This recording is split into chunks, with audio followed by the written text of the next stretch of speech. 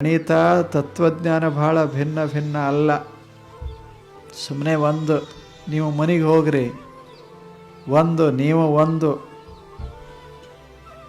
ನಿಮ್ಮ ಹತ್ತಿರ ನಿಮ್ಮ ಕಿಶೆಯಲ್ಲಿ 10 ರೂಪಾಯಿ ಇಟ್ಟುಕೊಂಡ್ರೆ ನೀವು 10, 1,00,000 ಇಟ್ಟುಕೊಂಡ್ರೆ ಲಕ್ಷಾಧೀಶ.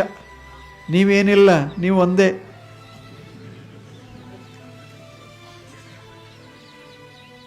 ಆ 1,00,000 ಯಾರೋ ತಗೊಂಡ್ರು, ಅದನ್ನು ತಗೊಳ್ಳಿಕ್ಕೆ ಬರೋದಿಲ್ಲ.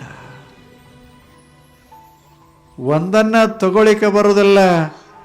ಆದರೆ ಒಂದರ ಹತ್ತಿರ ಏನರೇ ಬಂದರೆ ಒಂದು ಹೆಚ್ಚಾಗ್ತದೆ ವಿನಃ ಬಂದದ್ದು ಹೆಚ್ಚಾಗೋದಿಲ್ಲ. ಬಂದದ್ದಕ್ಕೆ ಬೆಲೆ ಇಲ್ಲ ಅಷ್ಟೆ.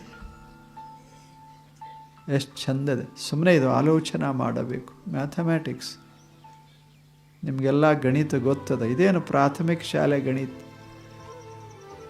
ಹಂಗೆ ನಮ್ಮ ಬದುಕ ಒಂದಿದ್ದಂಗೆ, ನಾವು ಗಳಿಸೋದೆಲ್ಲ ಶೂನ್ಯ ಇದ್ದಂಗೆ. ಆದರೆ ಶೂನ್ಯ ಇದ್ದರೂ ಸಹಿತ ನಮಗೆ ಬೆಲೆ ಬರೋಕ್ಕೆ ಶುರುವಾಗ್ತದೆ. ಅದೇ ಬೆಲೆ ನಮ್ಮದು ಅಂತ ಭಾವಿಸ್ತೇವೆ.